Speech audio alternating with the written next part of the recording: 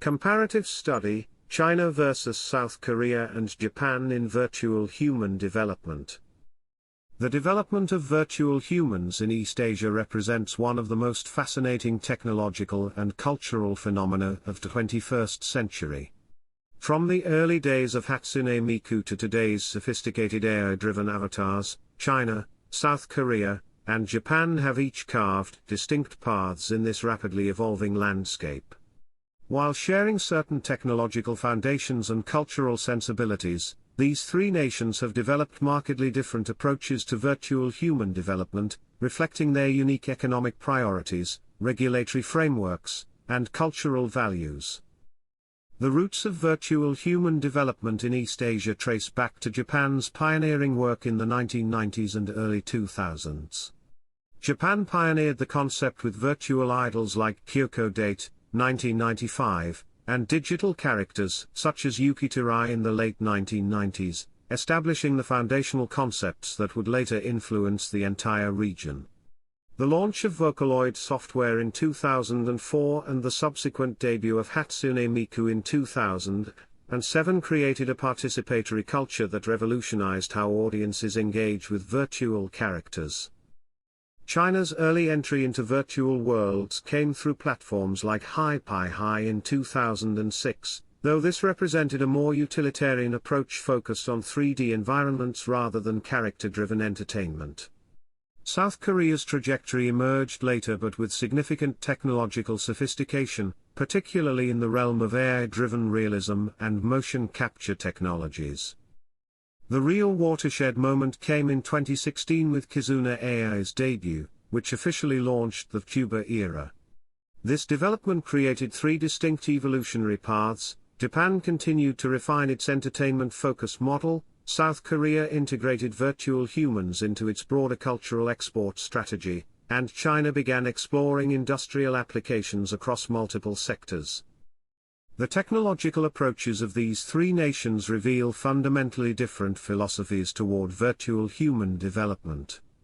China leads in AI-driven realism, conversational bots, photorealistic avatars from single images, and mass deployment across apps and industries. Chinese companies like RM Group and SenseTime have developed sophisticated systems capable of creating photorealistic avatars with advanced facial animation and real-time interaction capabilities. The integration of platforms like Zhaois, which serves over 660 million users, demonstrates China's emphasis on scalable, practical applications. South Korea's technological focus centers on deep learning synthesis and lifelike 3D avatars. South Korea excels in deep learning synthesis for lifelike 3D avatars used in media and K-pop, leveraging real-time AI interactivity. Companies like Deep Brain AI and Pulse9 have created systems that can generate highly realistic virtual humans capable of real-time conversations and emotional gestures, often deployed in broadcasting and customer service applications. Japan's approach emphasizes stylized performance and creative expression.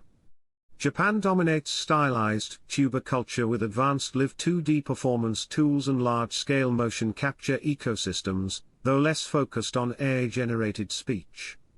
The focus remains on Live 2D technology and motion capture systems that enable expressive 2D and 3D avatars, with substantial investment in concert and performance infrastructure. The cultural attitudes toward virtual humans in these three nations reflect deeper societal values and media consumption patterns. In China, virtual humans serve as extensions of social identity and collective culture. Chinese youth often adopt virtual avatars to express alternative selves, an extension of early avatar use on QQ and WeChat. This has led to widespread acceptance of virtual streamers and digital influencers across platforms like Bilibili and Douyin, where they integrate seamlessly into shopping, education, and social interaction. South Korea's cultural approach emphasizes perfection and technological sophistication. South Korean culture prizes youthful, flawless beauty. Virtual influencers, always poised and flawless, resonate well with brand aesthetics. This cultural preference has driven the development of highly polished virtual K-pop groups like Plave and Mave, which combine traditional idol culture with cutting-edge technology. Japan's cultural model is built on community-driven creativity and participatory fandom. Hatsune Miku and early VTubers thrived on fan-generated content.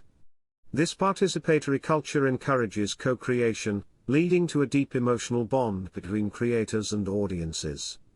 This approach has created a sustainable ecosystem where virtual characters serve as platforms for creative expression rather than merely entertainment products. The regulatory approaches of these three nations reveal different philosophical orientations toward virtual human development. China has adopted a comprehensive, top-down regulatory framework that emphasizes industrial development while maintaining state control. In 2022, China's Ministry of Industry and Information Technology, MIT, and other agencies issued an action plan, 2022 to 2025, to cultivate 3 to 5 globally influential metaverse-related companies and industry clusters. This approach includes strict content labeling requirements and regulatory oversight of digital identity frameworks. South Korea has implemented a balanced approach that encourages innovation while establishing ethical guardrails. Passed December 2024 and effective January 2026, this law establishes a risk-based AI regulatory framework. It mandates transparency for high-impact and generative AI systems. Notably, South Korea has also granted legal recognition to virtual personas, with a landmark court decision in June 2025 protecting VTuber groups from defamation. Japan's regulatory approach focuses on intellectual property protection and digital transformation support. The Intellectual Property Promotion Plan 2022 and the Ministry of Internal Affairs and Communications Study Group in 2022 to 2023 produced legal guidelines on metaverse/IP, promoting openness, interoperability, and transparency. This framework supports Japan's culture export strategy while maintaining technological openness. The commercial applications of virtual humans across these three nations demonstrate their different strategic priorities. China has achieved the broadest sectoral integration, deploying virtual humans across finance, retail, education, and government services. China's virtual human market is projected to reach 270 billion yen, $42.6 billion, by 2030, with 175 billion yen from virtual celebs and 95 billion yen from service avatars. This expansive approach reflects China's emphasis on practical applications and industrial scalability. South Korea focuses on high-value applications in entertainment and media, particularly leveraging its cultural export advantages. Virtual K-pop groups and AI-driven news anchors represent sophisticated applications that combine cultural appeal with technological innovation.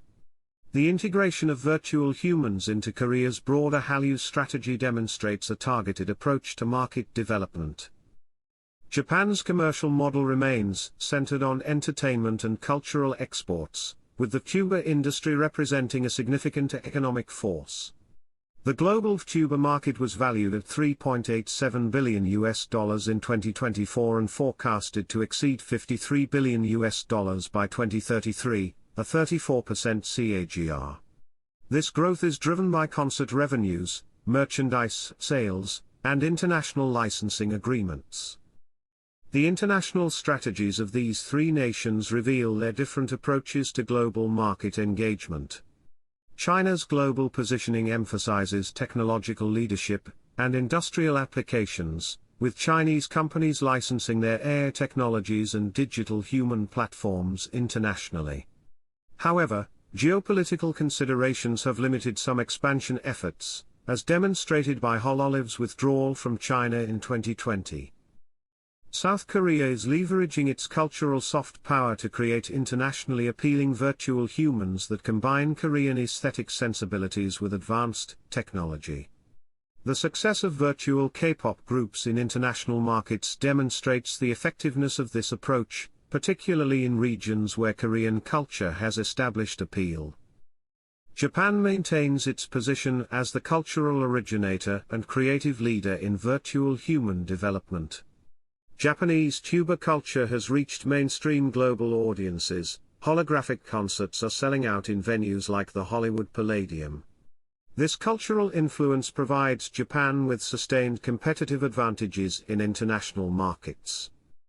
The comparative analysis reveals that while China, South Korea, and Japan share certain technological foundations and cultural sensibilities in virtual human development, their approaches reflect fundamentally different strategic priorities and cultural values. China's trajectory is characterized by rapid industrialization, broad sectoral integration, and state-directed development. This approach has enabled unprecedented scale and practical applications but operates within a framework of regulatory control and domestic market focus. South Korea represents a balanced model that combines technological innovation with cultural export strategies, supported by progressive regulatory frameworks that recognize digital identity rights. This approach has produced highly sophisticated virtual humans that appeal to both domestic and international audiences while maintaining ethical standards. Japan continues to serve as the creative heart of virtual human development, emphasizing artistic expression, participatory culture, and global cultural influence. While this approach may not achieve the same scale as China's industrial model, it maintains sustainable competitive advantages in creative applications and international cultural appeal. China's virtual human development is distinguished by its industrial ambition, comprehensive sectoral deployment, and state-anchored commercialization. Within East Asia's broader virtual human landscape, where Japan leads in cultural expression and Korea in regulated innovation, China embodies a uniquely integrative model, merging advanced AI capabilities with societal and economic scale. The future of virtual human development in East Asia will likely see continued divergence among these three models, with each nation building on its established strengths while adapting to technological advances and changing market conditions. China's emphasis on practical applications and industrial scale positions it well for widespread adoption across sectors, while South Korea's balanced approach may serve as a model for other nations seeking to develop virtual human capabilities. Japan's continued cultural leadership ensures its ongoing influence in shaping global perceptions and applications of virtual human technology. This comparative analysis demonstrates that there is no single East Asian model for virtual human development, but rather three complementary approaches that collectively advance the field while reflecting the unique characteristics and priorities of each nation. Understanding these differences is crucial for stakeholders seeking to navigate the complex landscape of virtual human technology and its applications across different cultural and regulatory contexts.